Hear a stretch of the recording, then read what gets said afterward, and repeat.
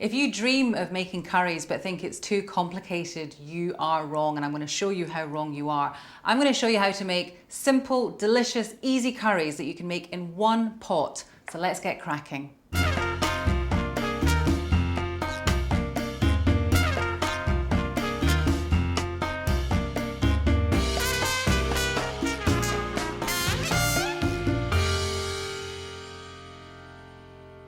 I'm going to show you how to make a really simple dal. Now this is basically lentils, and I know that my curry lovers are probably thinking, oh my goodness, she's going to make us lentils and we're going to have to sound enthusiastic about it. I can see from their faces that's exactly what they're thinking. Their faces have dropped, but wait until you taste this. This is the simplest dish and it's absolutely delicious. And who would have thought that just a humble lentil, these ones here, are going to make such a beautiful dish.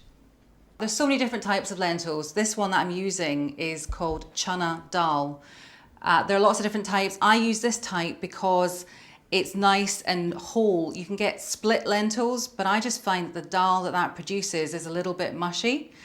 So that's why I use this one. Aasmah, how do you know what's the best lentil to use for which curry? Well, all the different lentils that you get in the supermarkets, some of them are orange, some of them are yellow, some of them are black. They all produce a very different and distinctive flavour, but I think these ones are the most kind of gentle.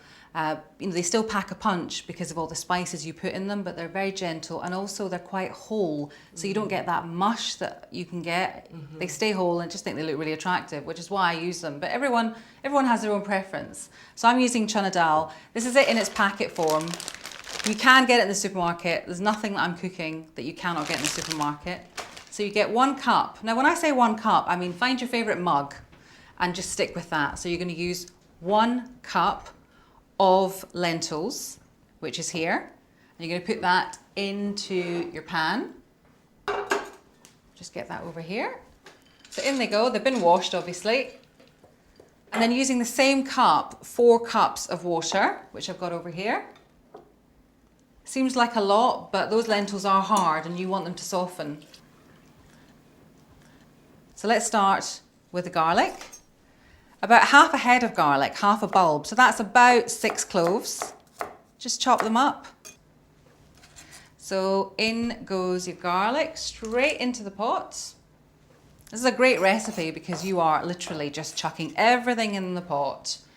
Ginger is lovely in dal, which is what this is going to become. So I put a lot in. Again, if you're not a fan of ginger, just put a little bit in. So that's about a 2-inch piece of ginger. And what you do to put it in is just cut it into matchsticks. I think the posh word for this is julienne, but we don't have any posh words around here, so I just call it matchsticks. And you're already getting that lovely hit of ginger, which is going to really flavour the dal really beautifully. So there we go. Now this is what I do. I put tomatoes in. My mum always puts in 1 tomato, but I like to put in quite a lot because it gives it another dimension, it colours it. Some dals can be a little bit insipid looking, and this just gives it a lovely kind of slight orange glow, which is really, really lovely. And put them in as well. And we're almost there actually, believe it or not. Just need to put our spices in now. There we go. Right, spices.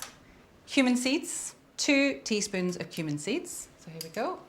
There's 1 and 2.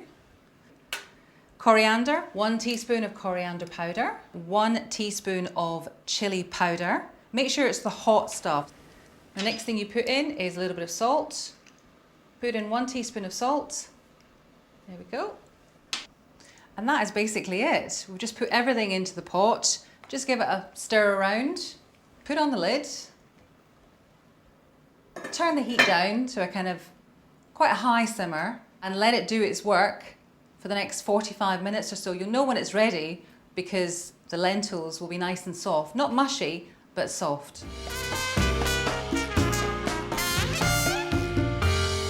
So this has been cooking for about 45 minutes, so it should be ready. And then what you should do, of course, is quickly test it. Just see what you think. The lentils should be soft, not mushy, but soft enough for that kind of creamy texture. Yep.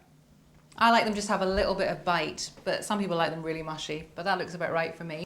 So just to finish this off now, what I'm going to do is add a little bit of fresh coriander. But if you want to make the traditional Tarka Daal, then you have to fry up some onions and just add them to the top.